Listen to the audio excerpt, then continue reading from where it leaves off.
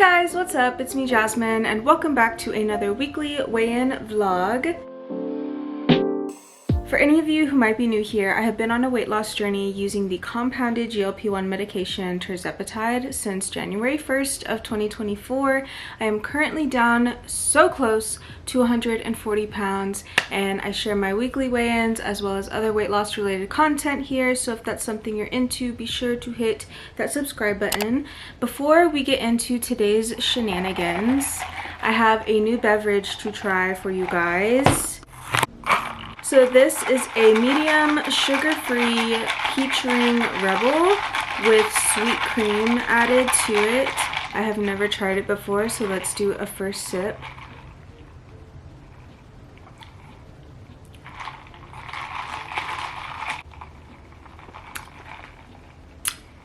That's pretty good. I feel like I need to get it a little bit more blended maybe, because I think the sweet cream, I don't know if you can tell, but the sweet cream kind of curdled at the top a little bit, it looks like. So maybe if I get that mixed. It's pretty good. I don't know if I would order it again. I feel like I prefer my tiger's blood over this, but it's not bad. And so based on Google and what I can find, this beverage, I estimated it to come out to about 85 calories.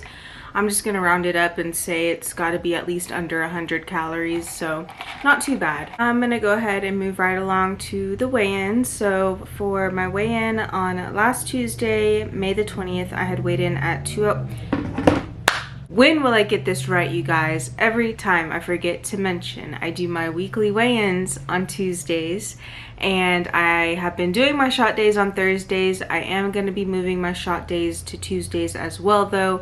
We'll get into that later in the video. But yeah, so I do my weigh-ins on Tuesdays. I am currently on 10 milligrams of tirzepatide.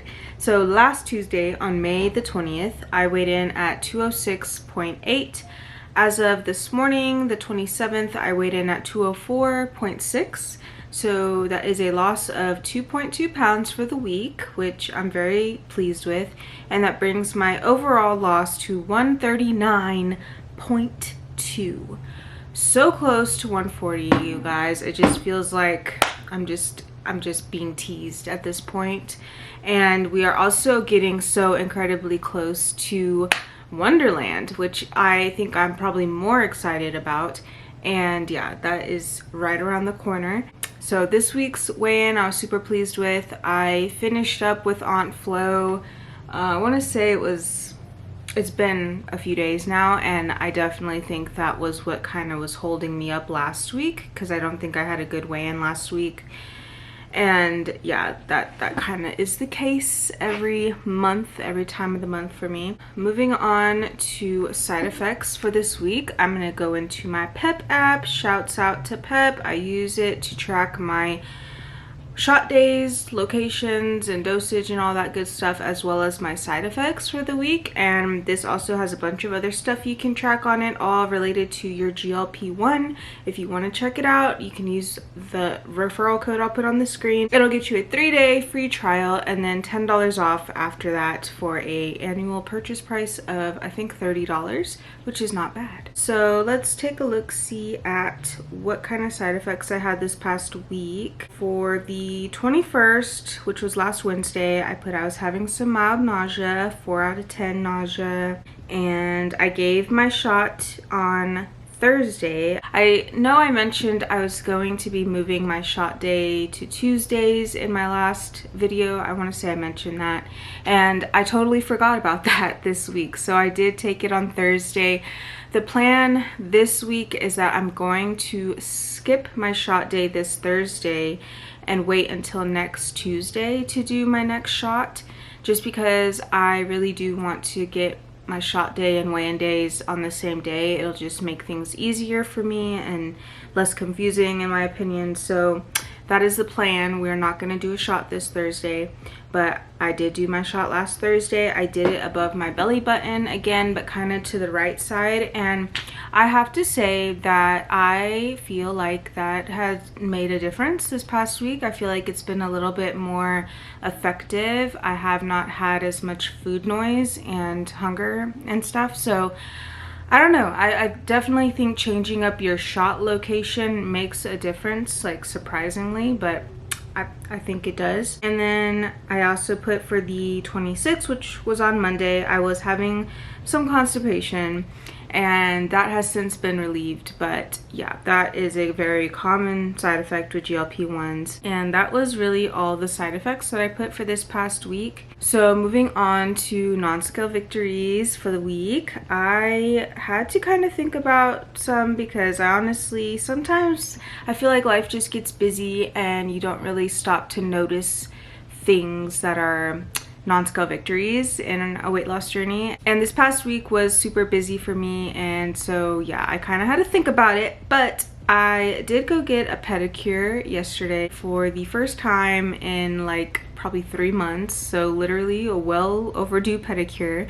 But one thing I noticed is that when I was getting up in the chair, the guy kind of moved the seat like closer to the bowl.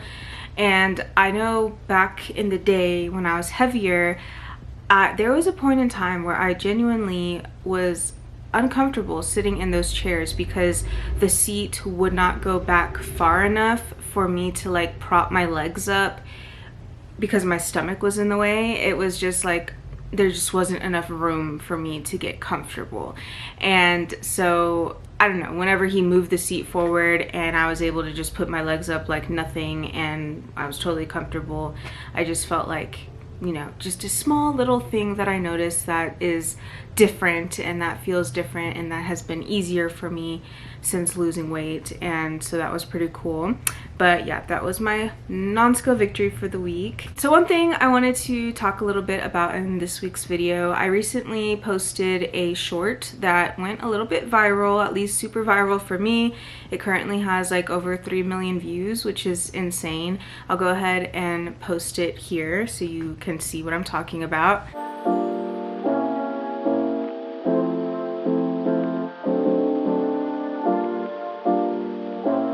I find it really interesting that this short in particular went kind of viral because I also had a TikTok that I had posted a couple months back that went viral over there, and it was kind of talking about the same kind of idea of like body dysmorphia and not seeing the weight loss and stuff like that. And I feel like that's kind of been something I've seen talked about a lot on social media here lately. For whatever reason, it's a hot topic, and so I just thought I would talk a little bit more about my experience with body dysmorphia, because I've definitely had a lot of that with losing almost 140 pounds. It's really bizarre, but like genuinely, I can remember being at my heaviest weight of over 340 pounds. I feel like at that time, my brain was kind of in denial. And when I would look at myself in the mirror, I literally felt like I was smaller than I was. It would only become apparent to me how big I was when I would see pictures of myself or videos of myself. And I did not like to take a lot of pictures, so I kind of avoided that. And I think that also maybe contributed to me kind of being a little bit delusional about how large I really was. And I even noticed that when I started filming here on YouTube and posting more, you know, I had lost 70 pounds already. But at that point, when I started filming, I honestly thought I was just this skinny mini. Like, and when I look back at like the first video or vlog I posted talking about my weight loss journey, and I will try to maybe do a little snippet of it just so you can see me talking in that video versus now, like there's obviously a huge difference.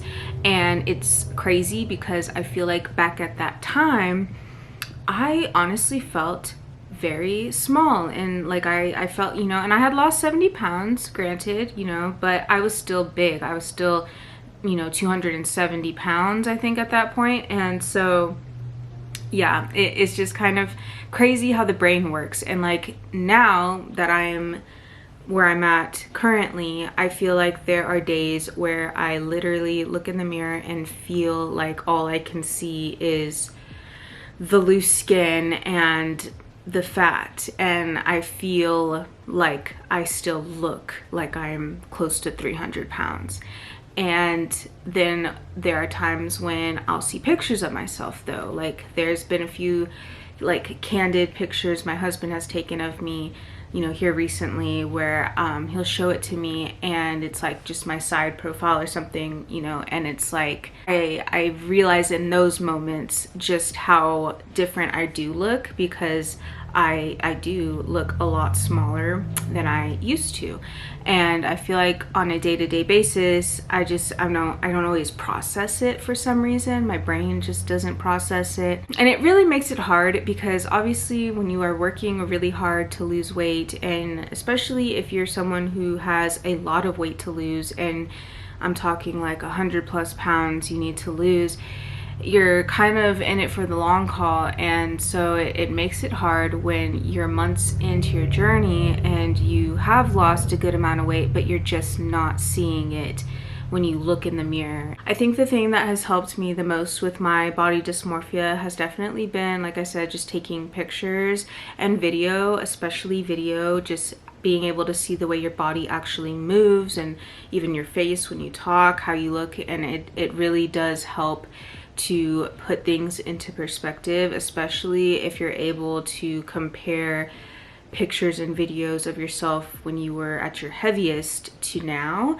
and then you can really see those differences. And I know it's really hard when you are like in the middle of your journey. Like even today, I still kind of find it difficult to remember to take pictures of myself, just because I feel like for so many years I was in such a habit of not wanting to take pictures of myself.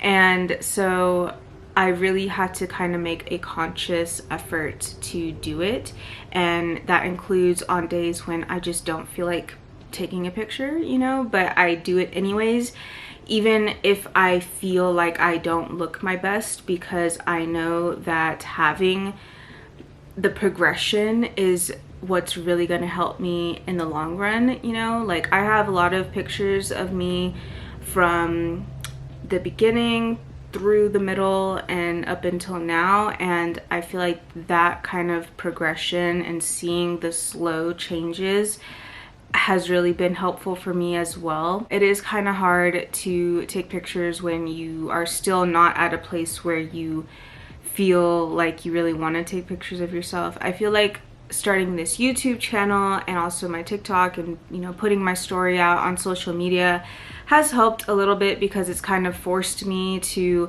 you know, be more mindful about documenting this process and actually keeping up with taking pictures of myself and posting about it and everything. But yeah, I would say if you're someone who is struggling with some body dysmorphia, take the pictures. Even if you don't want to take the pictures, take the video. You will thank yourself at some point down the road. Another thing that I found kind of interesting, I recently saw, I think it was a TikTok, and it was just like a clip of an interview that Lizzo did. For any of you who don't know, Lizzo actually has lost a lot of weight recently. She used to be bigger and she's lost a lot of weight. She was basically talking in this interview about her experience with body dysmorphia, and how she had, you know, kind of the same thing where when she was bigger, she always felt like she looked thinner, and now that she's lost weight, sometimes she feels fat, or like she still looks big. But she was basically talking about how being fat is more of a feeling, and also being skinny is more of a feeling than anything. And I honestly think that's kind of an interesting way to describe it, but it's kind of true, because, you know, even if you are thinner, there are thin people who still have days where they feel fat. And if you feel fat, then I feel like that kind of affects you more than if you are objectively fat or not. It's really like a mindset. And So I just thought that was kind of interesting, and I really don't know why our brains work that way and why it takes so long for our brains to like catch up whenever we do lose weight. It's like there's like a delay process for some reason, and I think it's pretty common though. I've heard a lot of people talk about it, and obviously it's common because every time I post about it, it literally gets so much engagement and traction because so many people resonate with that experience. This is also why I think it is so important, if you are going through a weight loss journey or a health journey, or you're trying to change your physical appearance somehow over a course of time, it's important to love yourself where you're at. And I know this can be hard to do, especially if you are starting from a place that you are not happy with how you look. And I know that when I was at my heaviest, I was not happy with how I looked.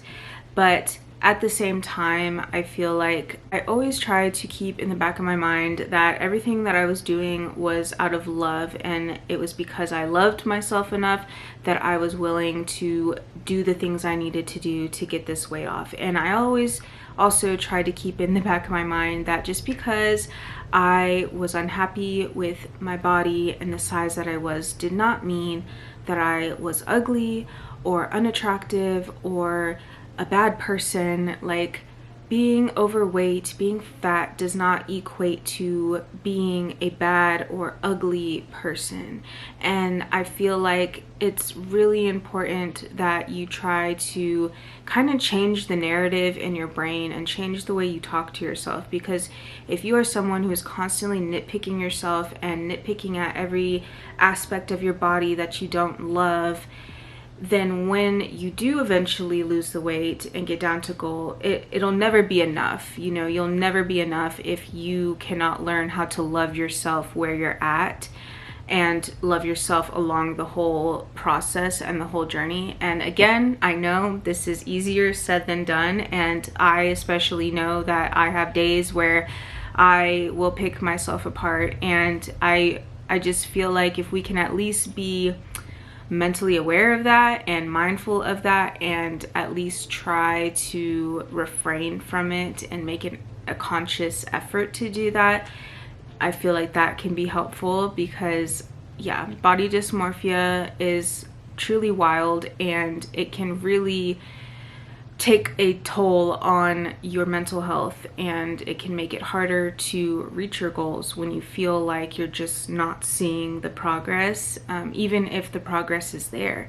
If you are just not seeing it, and then you are talking badly to yourself about yourself, then it can really just make the whole process so much harder than it needs to be. So I think it's really important to prioritize your mental health and prioritize loving yourself, no matter what you look like or how much you weigh or what size you are. Just know that you are worthy of your own love and kindness. So anyways, guys, I just wanted to touch a little bit on that because I feel like that has been a really trending topic for some reason, but I think it is an important topic to talk about, especially because I feel like a lot of people have been on weight loss journeys here lately, and people can say, oh, it's the rise of Ozempic, whatever.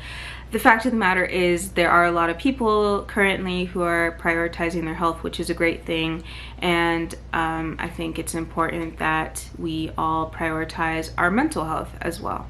So other than that, I did want to just say thank you all to everyone who voted in the little poll that I posted and talked about in my last video regarding a membership that I'm thinking about starting here on my YouTube channel. So I am planning on working out all the kinks and everything and making final adjustments that I am planning to share in my next video, which will be my monthly recap video.